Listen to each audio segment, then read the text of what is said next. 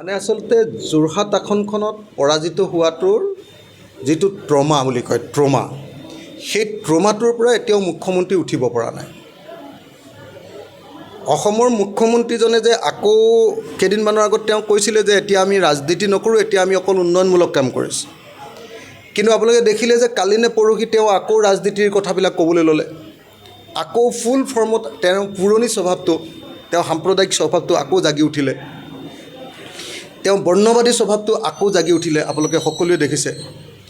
তাৰ কাৰণটো হ'ল যে তেওঁ এতিয়াও যোৰহাট লোকসভা সমষ্টিবাসী ৰাইজে দিয়া কোবটো, তেওঁৰ কঁকালত দিয়া কোবটো, হিমন্ত বিশ্ব শৰ্মাই নিজকে ইমান দিন ধৰি অপ্ৰতিৰোধ বুলি ঘোষণা কৰি আছিলে। হিমন্ত বিশ্ব শৰ্মাই নিজকে এনেকৈ প্ৰজেক্ট কৰিছিলে যে য'ত হিমন্ত বিশ্ব শৰ্মা থাকিব তাত মানে তেওঁ জিকিবই আৰু। হিমন্ত বিশ্ব শৰ্মাই নিজকে এনেকুৱা ধৰণে চেম্পিয়ন হিচাপে প্ৰতিষ্ঠা কৰিব খুজিছিলে যে হিমন্ত বিশ্ব শৰ্মা যদি থাকে তেতিয়াহ'লে আন সকলোৰে পৰাজয় নিশ্চিত, তেওঁ অপৰাজেয়। এই যিটো তেওঁ তেওঁ এটা প্ৰচাৰ কৰিব খুজিছিলে, নিজৰ এটা ইমেজ বনাব খুজিছিলে, সেই ইমেজটো 2024 চনৰ লোকসভা নিৰ্বাচনত যোৰহাটে সম্পূৰ্ণৰূপে ভাঙি পেলালে। সেইকাৰণে মানুহটো একদম সাংঘাতিক ধৰণে হতাশগ্ৰস্ত হৈ গৈছে, সাংঘাতিক ধৰণে তেওঁ ট্ৰমাত পৰি গৈছে, সাংঘাতিক ধৰণে তেওঁ কোব খোৱা সাপৰ নিচিনা হৈ গৈছে, কঁকালত একদম সাংঘাতিক ধৰণে কোব খোৱা সাপৰ নিচিনা হৈ গৈছে। সেইকাৰণে তেওঁ যদিও ভাবি আছে যে এতিয়া মই মনে মনে থাকি কাম কৰিব লাগিব, তেতিয়াহে আকৌ মানুহে ভাল পাবৰ চান্স থাকিব, কিন্তু যিহেতু তেওঁ এনেকুৱা ডাঙৰ কোব খাইছে, তেওঁ মাজে মাজে আকৌ ফটকৈ এইটো কি কৰা বুলি কয় যে আকৌ দি উঠে। তেওঁ আকৌ প্ৰলাপ বকিবলৈ আৰম্ভ কৰে। সেইকাৰণে আমি দেখিছোঁ যে তেওঁ এইবাৰ আমি আকৌ সাম্প্ৰদায়িক কথা কোৱা দেখিলোঁ। আমি দেখিলোঁ যে তেওঁ সংখ্যালঘুসকলৰ বিৰুদ্ধে আকৌ বক্তব্য দাঙি ধৰিলে। তেওঁ ক'লে যে নৰেন্দ্ৰ মোদীৰ টকাৰে PMAY ঘৰ পাইছে, কিন্তু তাৰ পাছতো বিজেপিক ভোট দিয়া নাই।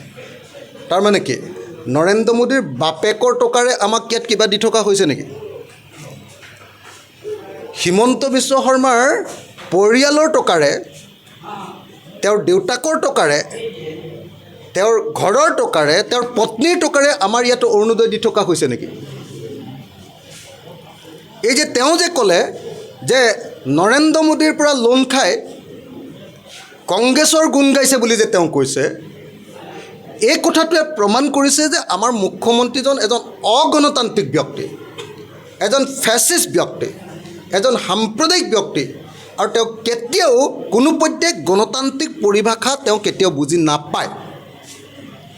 তেওঁ নিজকে ৰজা বুলি ভাবে আৰু আন সকলোকে প্ৰজা বুলি ভাবি ৰজাই প্ৰজাক দিছে, সেই পুৰণি সামন্তীয় কথাটো তেওঁ ইয়ালৈ আনিব খোজে। তেওঁ বুজি নাপায় যে গণতান্ত্ৰিক দেশ এখনত যিমান আঁচনি লোৱা হয়, সকলো আঁচনিৰ ধন ৰাইজৰ ধন, আৰু ৰাইজৰ ধনটো তেওঁ কেৱল বিতৰণ কৰি দিয়ে চৰকাৰৰ মানুহবিলাকে, আৰু বিতৰণ কৰি দিওঁতে তেওঁলোকে কমিশ্যনো খায়। গতিকে তেওঁক এটা আঁচনি লোৱাৰ কাৰণে আচলতে তেওঁক কোনো ক্ৰেডিট দিয়াৰ প্ৰয়োজন নাই, তেওঁক গালিহে পাৰিব লাগে, তেওঁক সমালোচনাহে কৰিব লাগে, কাৰণ তেওঁলোকে তাৰ পৰা কমিশ্যনে খায়। দ্বিতীয় কথাটো হ'ল, অসমৰ মুখ্যমন্ত্ৰীয়ে এতিয়া কৈছে যে শিক্ষকসকলে বিজেপিক ভোট দিয়া নাই। শিক্ষকসকলৰ বিৰুদ্ধে ইটোৰ পাছত সিটো অপমানজনক বক্তব্য তেওঁ প্ৰকাশ কৰি আছে। কোনে কাক ভোট দিব সেইটো সকলোৰে নিজৰ ব্যক্তিগত সিদ্ধান্ত নহয় জানো? সেইটো ব্যক্তিগত স্বাধীনতা নহয় জানো? মুখ্যমন্ত্ৰীয়ে ক'ত গম পালে যে শিক্ষকসকলে ভোট দিয়া নাই? ক'ত? তেওঁ বেলট বক্স চাবলৈ পাইছিলে নেকি? তেওঁ EVM মেচিনৰ ভিতৰত সোমাইছিলে নেকি? তেওঁ গৈ য'ত ভোট দিয়ে, ভোট কেন্দ্ৰত তেওঁ সোমাই চাই আছিলে নেকি যে শিক্ষকসকলে ভোট দিয়া নাই? আৰু তেওঁ যে কৈছে যে সংখ্যালঘুৱে নৰেন্দ্ৰ মোদীৰ লোন খাই কংগ্ৰেছৰ গুণ গাইছে,